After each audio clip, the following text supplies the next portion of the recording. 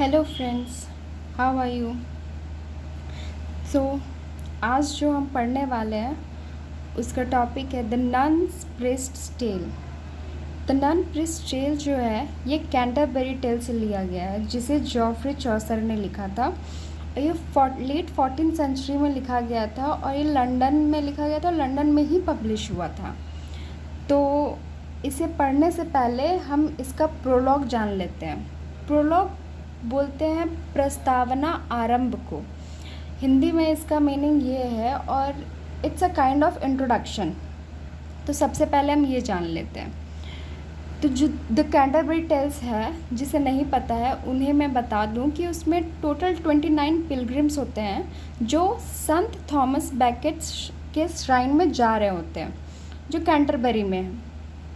तो जब वो कैंटरबरी जा रहे होते हैं तो सब अपनी तरफ से एक एक कहानियाँ सुना रहे होते हैं, अपनी एक एक स्टोरीज़ बोल रहे होते हैं, पोएम्स बोल रहे होते हैं, ताकि वो बोर ना हो रास्ते में। तो उसमें से जो वो कहानियाँ बोलते हैं, टोटल 24 स्टोरीज़ का कलेक्शन है ये द कैंटरबरी टेल्स, जिसमें से एक है जो फेमस है, जो एग्ज़ाम पॉइंट ऑफ व्यू से इम्पॉर्टेंट है, वो है द नन प्रिस्ट टेल।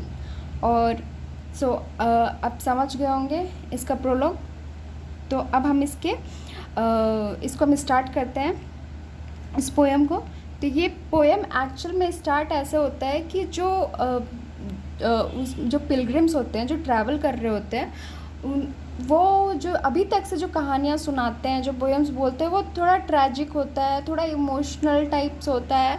तो उसकी एंडिंग उतनी अच्छी नहीं होती है, मतलब उसमें इमोशंस ज़्यादा होते हैं। तो वो जो लास्ट जो अभी सुनाया हुआ होता है, वो होता है मॉन्क सुनाता है, वो भी थोड़ा ट्रैजिक होता है। तो जो नाइट होता है, वो उस पिलग्रिम में से नाइट खड़ा होता है और वो बोलता है कि बहुत हो गया ट्रैजिक, अब कुछ कोई जो भी सुनाएगा वो कुछ अच्छा सा सुनाओ, कुछ कॉमेडी टाइप या फिर कुछ अच्छा, मतलब जिसे सुन के अच्छा लगे। तो जो उसका होस्ट होता है, इस पिलग्रिमेज का जो होस्ट होता है, वो होता है हैरी बेली। तो वो भी इस बात पे, नाइट के बात पे एग्री करता है और वो बोलता है कि हाँ सही है, कि अब मतलब बहुत ही हो गया, अब कोई अच्छा सुनाओ। तो जो द नन प्रिस्ट होती है, उसमें से एक पिलग्रिम होती है, वो उसके पास एक अच्छा सा स्टोरी होता है, तो एक पोएम होता है, वो सुना रही होती है। तो वो स्टार्ट करती है। स्टार्ट यहाँ से होता है कि एक विडो होती है, एक विधवा औरत होती है, जो अपनी 2 बेटियों के साथ एक छोटे से प्रॉपर्टी में, एक छोटे से जगह में, एक छोटे से कॉटेज में रह रही होती है, जिसके पास एक छोटा सा यार्ड होता है। उस यार्ड में उसके पास 3 पिग्स, 3 काउज, 3 शिप्स और कुछ चिकन्स होते हैं, ठीक है। और वो कुछ चिकन्स जो होते हैं, उसमें से एक प्रोटैगनिस्ट, जो मेन कैरेक्टर जिसके बारे में हम बात करने वाले हैं इस पोएम में, वो है चैंटिक्लियर। जो रूस्टर है, चैंटिक्लियर है, जो मुर्गा है, उसके बारे में। तो ये मुर्गा, उस मुर्गे का नाम है चैंटिक्लियर, और चैंटिक्लियर का मतलब होता है सिंग्स क्लियरली, जो बहुत अच्छा गाता है, जिसकी आवाज़ बहुत अच्छी होती है, उसको बोलते हैं। तो ये जो चैंटिक्लियर होता है ना, इसकी 7 पत्नियाँ होती हैं, 7 वाइफ्स, जिसमें से एक पत्नी का नाम है पर्टिलॉट। और ये पर्टिलॉट है, ये सबसे छोटी और सबसे पसंदीदा, सबसे फेवरेट वाइफ है चैंटिक्लियर की। ये सब चैंटिक्लियर जो है ना, वो सबसे ज़्यादा टाइम जो स्पेंड करता है, वो हमेशा पर्टिलॉट के साथ करता है। और इसकी जो ये रूस्टर है, जो चैंटिक्लियर है, वो बहुत ही हैंडसम और बहुत अट्रैक्टिव मुर्गा है। तो ये हैंडसम इसलिए है, इसे हैंडसम मानते हैं सब, क्योंकि इसकी जो कलगी है ना, जो आपने देखा होगा मुर्गे के सर पे जो कलगी होती है, वो बहुत लाल रंग की, इसकी एकदम रेड कलर की कलगी है, बहुत सुंदर सी। और इसका जो चोंच है, वो बिल्कुल जेट ब्लैक कलर का है। इसकी पैर ब्लू कलर के हैं। इसके जो नेल्स है, वो बहुत वाइट, एकदम लिली वाइट टाइप से हैं। और इसकी विंग्स जो है, पंख जो है, वो एकदम गोल्डिश टाइप से, गोल्डन कलर के हैं। तो इसलिए वो बहुत अट्रैक्टिव दिखता है। तो एक दिन क्या होता है कि चैंटिक्लियर सो रहा होता है, तो सोते सोते वो एक नाइटमेयर देखता है। नाइटमेयर का मतलब होता है एक बुरा सपना। और वो बुरा सपना देखकर डर कर उठ जाता है। तो जब ये उठता है तो वो बहुत डरा हुआ रहता है। तो पर्टिलॉट जो होती है वो उससे पूछती है कि क्या हो गया, तुम इतने डरे हुए क्यों हो। तो चैंटिक्लेयर बताता है कि उसने एक बुरा सपना देखा और उसने उस बुरे सपने में क्या देखा कि एक जंगली जानवर आता है और वो आ करके उस पर हमला कर देता है, जो बहुत डरावना रहता है, और उस पर हमला कर देता है और उसको मार देता है। तो पर्टिलॉट उसे समझाने की कोशिश करती है कि ऐसा मतलब ऐसा नाइटमेयर जैसा कुछ नहीं होता है, सपना वपना ज़रूरी नहीं है कि कोई सपना सच हो। तो वो इस चीज़ को एग्री नहीं करता है चैंटिक्लेयर। तो फिर जो पर्टिलॉट होती है वो बोलती है कि तुम इतने अच्छे हो, इतने हैंडसम हो, लेकिन तुम इतने वीक हो, इतने कमज़ोर हो। छी, कौन मतलब कोई क्यों इतने कमज़ोर इंसान के साथ रहना पसंद करेगी, ये वो। तो उसे चिढ़ाती है। फिर उसे एक मतलब उसे समझाने के लिए एक फ़िलासफ़र का एग्ज़ाम्पल देती है। एक कैटो नाम का रोमन फ़िलासफ़र होता है, जो ये नाम याद रखना आप लोग, कैटो।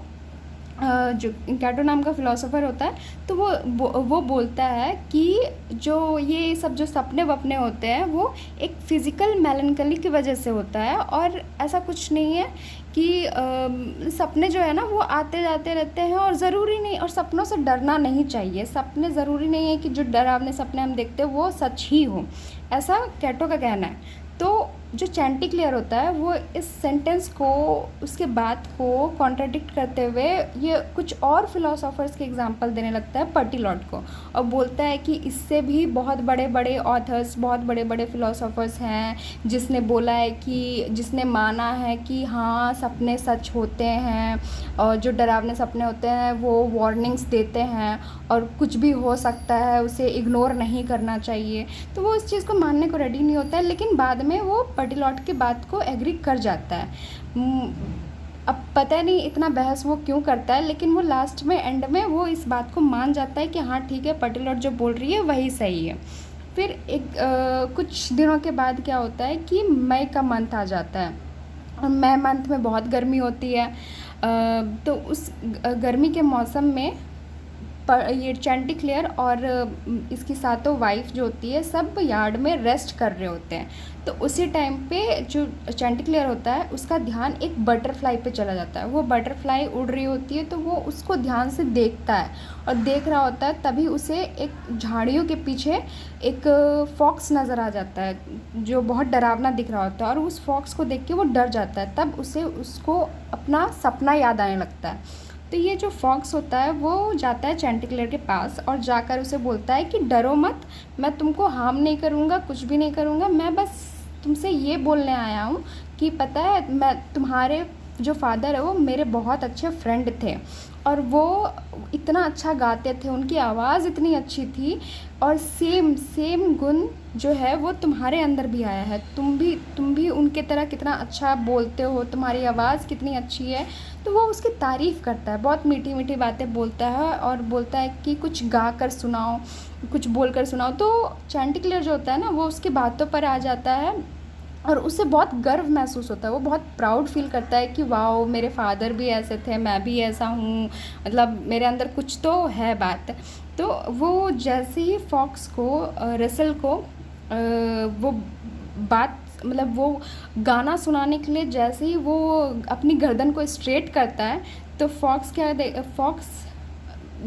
उसे देखता है, उस टाइम उसके गर्दन को दबोच कर, और वो भाग जाता है, वहाँ से भागने लगता है।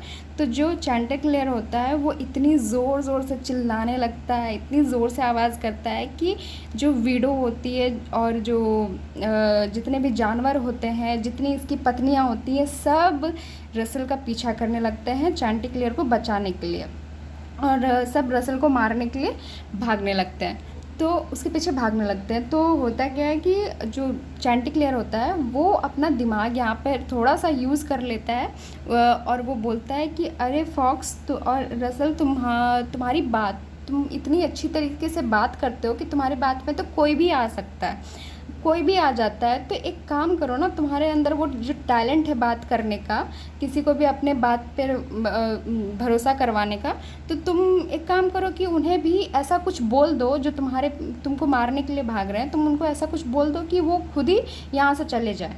तो फॉक्स जो होता है वो सोचता है कि हाँ सही बोल रहा है, मैं तो वो जैसे ही उनको कुछ बोलने के लिए मुंह खोलता है वैसे ही चांटिक्लियर मौका देखकर वहाँ से भाग जाता है और भागकर पेड़ पर चढ़ जाता है। और जब वो पेड़ पर चढ़ता है तब उसे सांस आती है और फॉक्स उसे समझाने लगता है कि अरे ऐसा कुछ नहीं है, मैं तुमको कुछ भी नहीं करूँगा, नीचे आ जाओ, मेरे पास आ जाओ, मैं कुछ भी नहीं करूँगा, तुमको हार्म नहीं करूँगा, नहीं मारूँगा।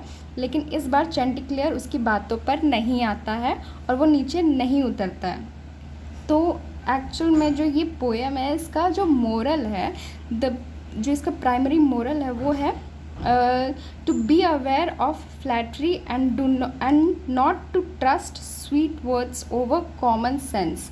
इसका मतलब है कि हमें किसी भी चापलूसी या चापलूसों के बातों पर नहीं आना चाहिए। ऐसा ज़रूरी नहीं है कि जो हमसे मीठी मीठी बातें करते हैं, जो हमसे अच्छे से बोल रहे हैं, जो हमारी तारीफ़ किए जा रहे हैं, वो ज़रूरी नहीं है कि हमारे लिए कुछ अच्छा ही सोच रहे होंगे या हमारा कुछ अच्छा ही करेंगे। इसलिए हमें ऐसे चापलूसे से हमेशा दूर ही रहना चाहिए और हमें हमेशा अपना कॉमन सेंस भी यूज़ करना चाहिए ऐसे समय पर। सो होप कि आपको ये अच्छा लगा हो, ये द नन प्रीस्ट टेल आपको पसंद आया हो। So thank you and bye bye.